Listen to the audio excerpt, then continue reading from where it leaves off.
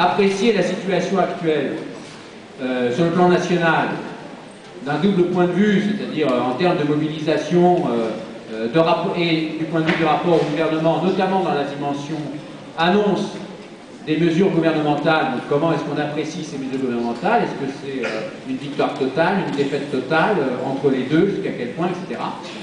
Deuxième point de discussion, ce sont les modalités d'action au sein de Paris 8. Comment est-ce que Paris 8 s'inscrit? Enfin, certains peuvent estimer d'ailleurs que Paris 8 n'a pas à s'inscrire dans la mobilisation, éventuellement faire partie du débat.